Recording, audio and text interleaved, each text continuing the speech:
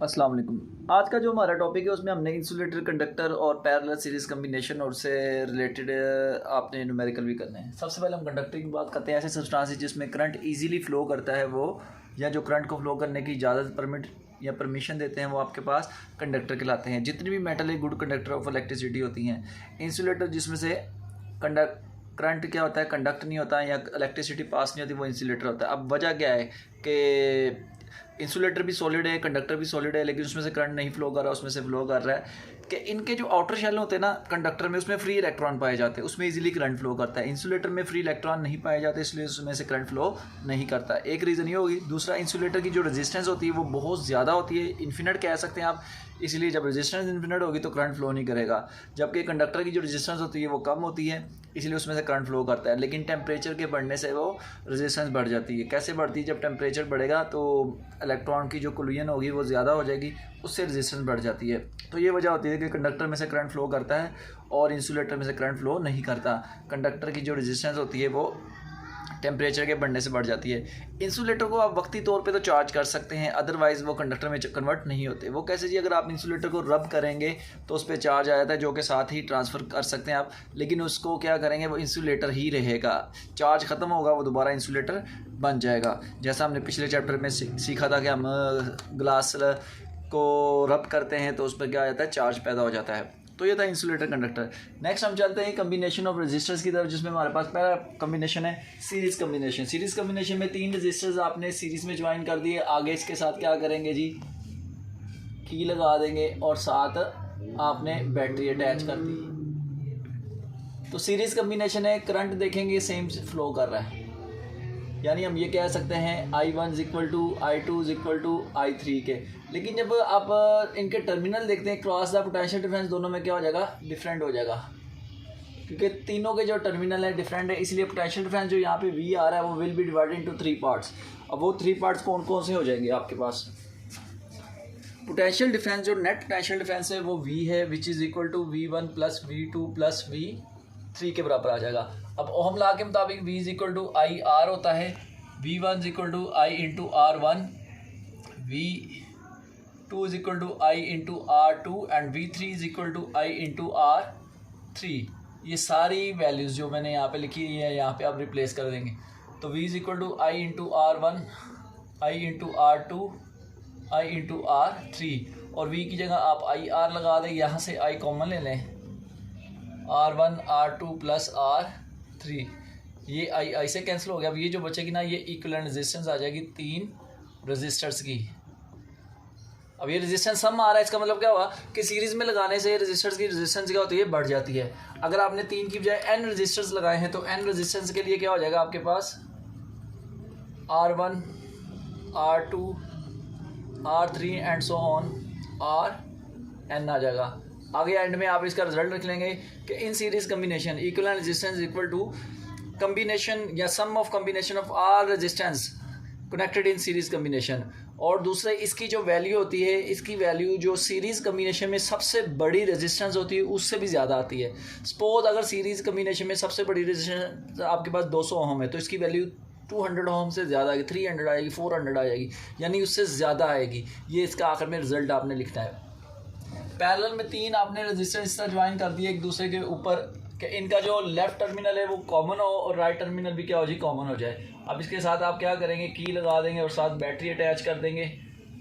ये पहला। अब करंट यहाँ पे आ रहा है, लेकिन करंट आगे देखिए 3 हिस्सों में डिवाइड हो रहा है, उसको फ्लो करने के 3 रास्ते मिल रहे हैं। लेकिन जब पोटेंशियल डिफरेंस की बात करते हैं वो तीनों में, यानी इनका लेफ्ट टर्मिनल सेम है, राइट टर्मिनल सेम है, potential difference V1 V2 V3 आपस में बराबर होंगे। कह देंगे हम V कौन सा है, जो पोटेंशियल बैटरी प्रोवाइड कर रही है वही होगा। जबकि I जो सा वो 3 हिस्सों में आ जाएगा, I1 I2 I3 के। अब V is equal to IR होता है और यहाँ से V over R is equal to I आ गया, और V over R1 is equal to I1 आ गया, V over R2 is equal to I2 आ जाएगा, V over R3 is equal to I3 आ जाएगा। अब ये चारों वैल्यूज़ यहाँ पे आप पुट कर देंगे तो V over R, V over R1, V over R2 and V over R3।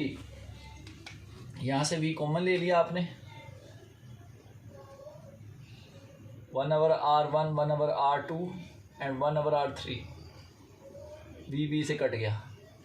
तो ये आपके पास आ गई equivalent resistance for 3 resistor which are connected in parallel combination. ठीक है, अब आप देखेंगे ये सम ऑफ रेसिप्रोकल है, यानी इक्विवेलेंट रेजिस्टेंस है रेसिप्रोकल, आगे sum of reciprocal of all resistance connected in parallel combination है। अब जब रेसिप्रोकल का सम होता है तो वैल्यू जितनी बड़ी होती है उतनी छोटी हो जाती है।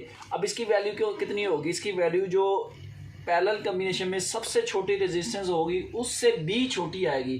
सपोज पैरेलल कम्बिनेशन में सबसे छोटी रेजिस्टेंस 10 ओम है, इसकी वैल्यू 10 से भी कम आएगी, 9 आएगी, 8 आएगी या उससे भी कम आ जाएगी। ठीक है, और फॉर n रेजिस्टेंस के लिए आर इक्विवेलेंट रेजिस्टेंस किसके बराबर आएगी, 1/R1, 1/R2 and so on 1/Rn। तो ये था, ये आपके पास आखिर में रिजल्ट ज़रूर लिखना है, रिजल्ट लिखना ना भूलिएगा। नेक्स्ट आ गया जी इससे रिलेटेड एक्सरसाइज में न्यूमेरिकल, जिसमें हमने 2 न्यूमेरिकल हैं जो एक्सरसाइज में 14.5 है। R1 2 किलो ओम या 2 × 10⁻³ ओम, R2 जो सी वो 8 किलो ओम या 8 × 10⁻³ ओम, और बैटरी का जो वोल्टेज पोटेंशियल डिफरेंस प्रोवाइड किया 10 ओम के। आपने ए पार्ट में इक्विवेलेंट रेजिस्टेंस मालूम करनी है, आई में आपने एक करंट मालूम करना है और पोटेंशियल डिफरेंस मालूम करना है। अब ये जो आपके पास पहला है ना, ये सीरीज़ कम्बिनेशन है। सीरीज़ कम्बिनेशन में करंट सेम रहता है, इसीलिए करंट के साथ I1 या I2 नहीं आया, जबकि पोटेंशियल डिफरेंस डिवाइड हो जाता है, इसलिए V1 V2 आया। पहले हम सीरीज़ कम्बिनेशन में इक्विवेलेंट रेजिस्टेंस लेते हैं, वो is equal to R1 + R2 which is equal to 2 + 8, या आ गया 10 किलो ओहम या 10 × 10⁻³ ओहम। 1 किलो के लिए हमने 3 लगाया, इक्विवेलेंट रेजिस्टेंस आ गई। अब I मालूम करना है, तो I is equal to ohm law के मुताबिक V/R इक्विवेलेंट। V क्या है जी आपके पास, कितना प्रोवाइड किया हुआ है 10, और इक्विवेलेंट ये 10 × 10⁻³, 10 10 से कैंसिल हो गया, 1 × 10⁻³ एम्पेयर या फिर 1 मिली एम्पेयर, ये I आ जाएगा।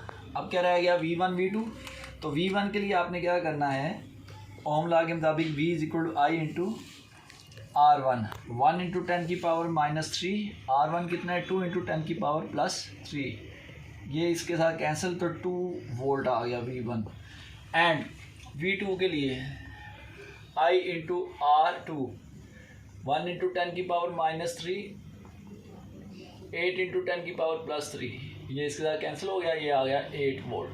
तो ये आपके पास पोटेंशियल डिफरेंस आ गए। ठीक है, अगला जो न्यूमेरिकल है 14.6, जिसमें R1 जो है 6 किलो ओम है या 6 × 10⁻³ ओम, R2 जो है वो 12 किलो ओम है या 12 × 10⁻³ ओम।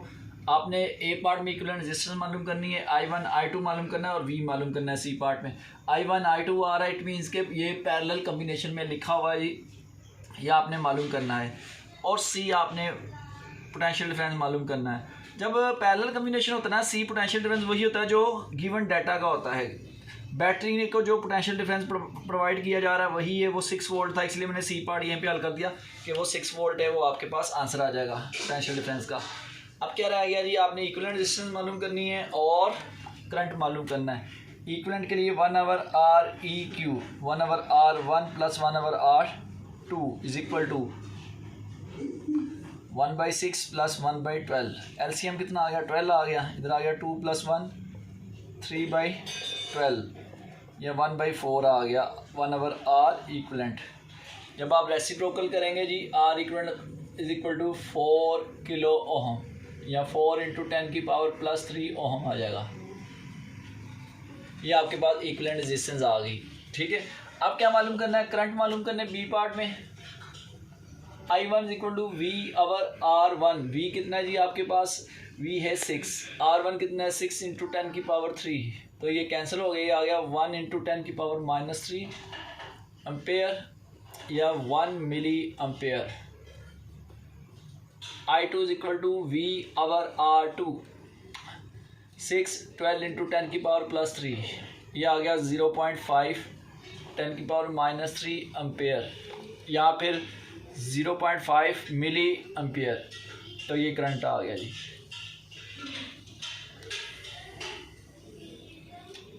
ये था ही हमारे पास इक्विवेलेंट रेजिस्टेंस इक्विवेलेंट रेजिस्टेंस के बाद current in each resistance and potential difference in parallel combination. तो ये हमारे पास टॉपिक से रिलेटेड न्यूमेरिकल थे। ये आपका जो लेक्चर है वो कंप्लीट हुआ। इसके हवाले से कोई चीज़ आपने पूछनी होगी ज़रूर कॉन्टैक्ट करिएगा। नेक्स्ट लेक्चर के लिए फिर हाजिर होंगे, तब तक के लिए अल्लाह हाफ़िज़।